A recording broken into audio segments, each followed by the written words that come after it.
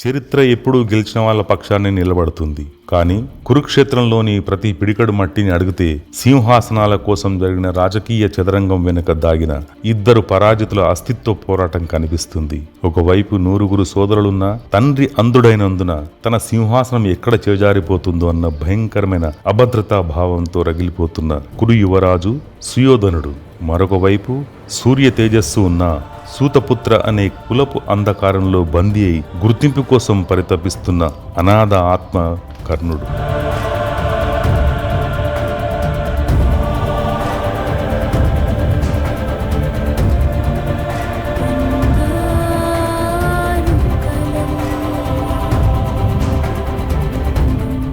హస్తినాపుర రంగభూమి. అర్జునుడి అస్త్ర నైపుణ్యానికి ద్రోణాచార్యుల గర్వం కట్టలు తెంచుకుంటోంది. అప్పుడే ఒక పిడుగులాంటి అరుపు. సూర్యుడిలా వెలిగిపోతున్న కర్ణుడు సభలో ప్రవేశించాడు. కాని కృపాచార్యుడు అతని కులాన్ని ప్రశ్నించి అవమానించాడు. వేలాది మంది కళ్ల ముందు కర్ణుడు ఆత్మ న్యూనతతో తలదించుకున్నాడు.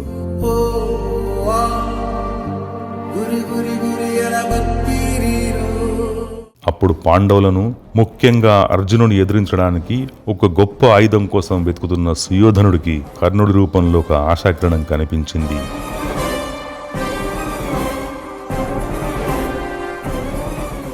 దుర్యోధనుడు, ఆపండి, ఆ వీరుడికి కులంతో పనేముంది ఆచార్య?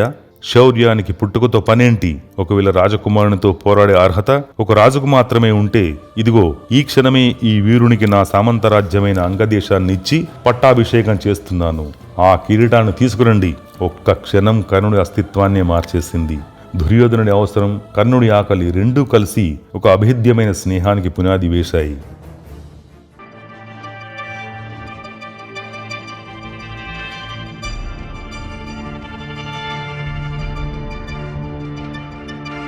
ఆ రాత్రి కర్ణుడు తన కృతజ్ఞతను చాటుకున్నాడు.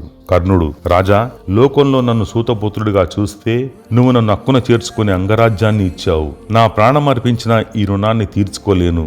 ఈ కృపకు ప్రతిఫలంగా ఈ దరిద్రుడు నీకేమివ్వగలడు?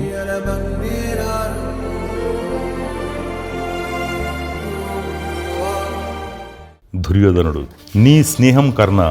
నా పక్కన భీష్మ ద్రోణులు ఉన్నా వాళ్ల మనసంతా ఆ పాండవుల మీదే. రేపు నా సింహాసనానికి ముప్పు వస్తే నా తరఫున నిలబడే నాథుడే లేడు.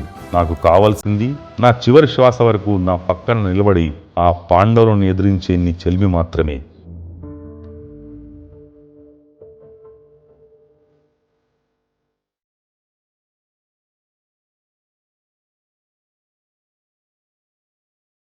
కాలం గడిచింది. పాండవుల కీర్తి పెరుగుతున్న కొద్దీ కౌరవుల శిబిరంలో ద్వేషం పెరిగింది. పాండవులను అంతమొందించడానికి లక్షాగృహం కుట్ర పన్నారు.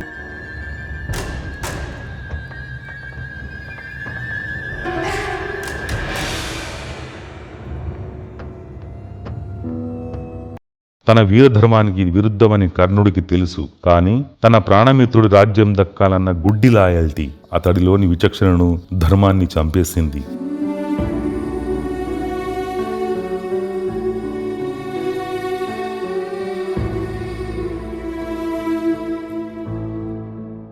రణరంగంలో నిలబడి పోరాడటమే నా ధర్మం. కానీ నిన్ను కాపాడుకోవడం కోసం నా ధర్మాన్ని, నా ఆత్మను ఆ అగ్నిలో కాల్చేయడానికైనా నేను సిద్ధమే.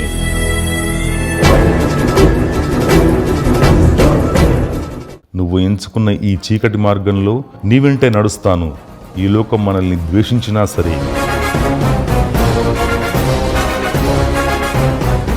కాలచక్రం గిర్రున తిరిగింది.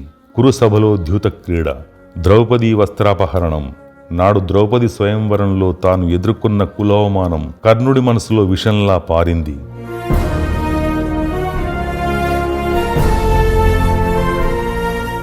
ఆ నిండు సభలో కురువృద్ధులంతా మౌనంగా ఉంటే సుయోధనుడి తమ్ముడు వికర్ణుడు లేచి ద్రౌపదికి జరుగుతున్నది ఘోరమైన అధర్మమని గర్జించాడు.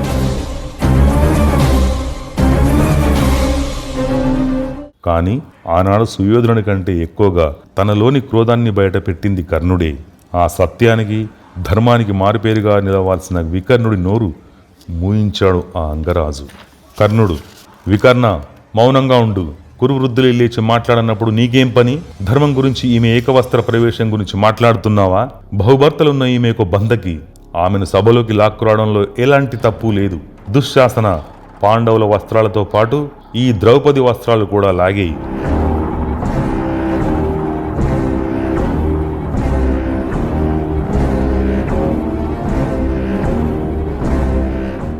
ధర్మం చాలా సూక్ష్మమైనది. కృతజ్ఞత పేరుతో కర్ణుడు ఆనాడు సుయోధనుడి పాపంలో సగభాగం పంచుకున్నాడు. యుద్ధ భేరీలు మ్రోగాయి. సరిగ్గా యుద్ధానికి ముందు శ్రీకృష్ణుడు కర్ణుడి దగ్గరకు వచ్చి జన్మ రహస్యాన్ని బయటపెట్టాడు. పాండవుల పక్షాన్ని నిలబడితే చక్రవర్తిని చేస్తానన్నాడు.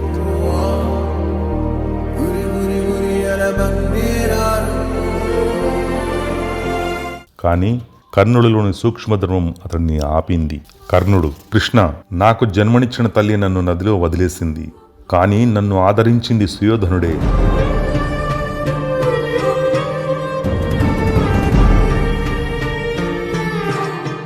ధర్మం మీ వైపు ఉందని నాకు తెలుసు. మా వినాశనం ఖాయమని, ఈ యుద్ధం నా ఆత్మాహుతి యజ్ఞమని నాకు ముందే తెలుసు. కానీ సుయోధనుడి కోసం నా ప్రాణాలను, పుణ్యాన్ని ఎప్పుడో మట్టిలో కలిపేశాను.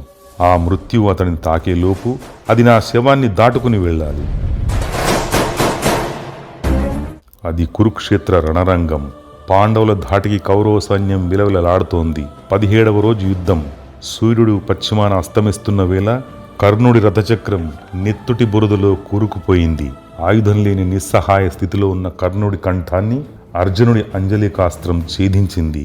ఆ బాణం తగిలింది కర్ణుడికి కాదు, సుయోధనుడి ఆత్మకు.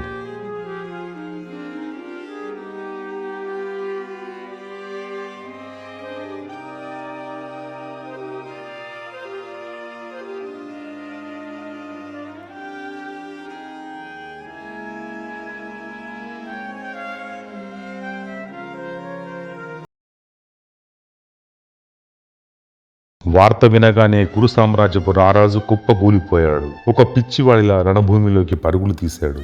నెత్తిటి మడుగులో ప్రాణాలు విడిచిన తన ప్రాణమిత్రుడి మృతదేహం కంటపడింది. ఆ క్షణంలో అక్కడ ఉన్నది సామ్రాట్ కాదు, సర్వస్వాన్ని కోల్పోయి అనాథగా మిగిలిన ఒక విరిగిన మనిషి.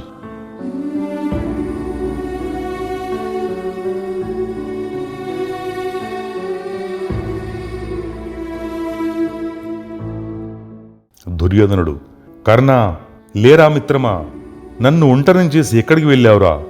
భీష్మ ద్రోణులు పడిపోయినప్పుడు నేను ఇంతగా కుంగిపోలేదే. పద్మవ్యూహంలో నా తమ్ములు చనిపోతే నేను ఇంత ఏడవలేదే. నువ్వు నా స్నేహితుడివి కావు కర్ణ, నా ఊపిరివి. నా కిరీటం, నా గర్వం, నా రాజ్యకాంక్ష అన్నీ రణభూమిలోనే నీ రక్తంలో కలిసిపోయాయి. పాండవులు నా ప్రాణాన్ని లాగేసుకున్నారు. నువ్వు లేకుండా నాకు ఈ విజయం వద్దురా, ఈ కురు సామ్రాజ్యం వద్దు. కురుక్షేత్ర యుద్ధంలో పాండవులు గెలిచి ఉండొచ్చు, కానీ సుయోధనుడి అంతరంగంలో కర్ణుడికి ఉన్న స్థానాన్ని, కర్ణుడి ప్రాణాల్లో దుర్యోధనుడిపై ఉన్న అంధవిశ్వాసాన్ని ఏ ధర్మము చెరిపేయలేకపోయింది. వారి స్నేహం గొప్పదే కావచ్చు, కానీ విచక్షణను కోల్పోయిన ఆ గుడ్డి బంధం వారి పతనానికి, కురువంశ వినాశనానికి కారణమైంది.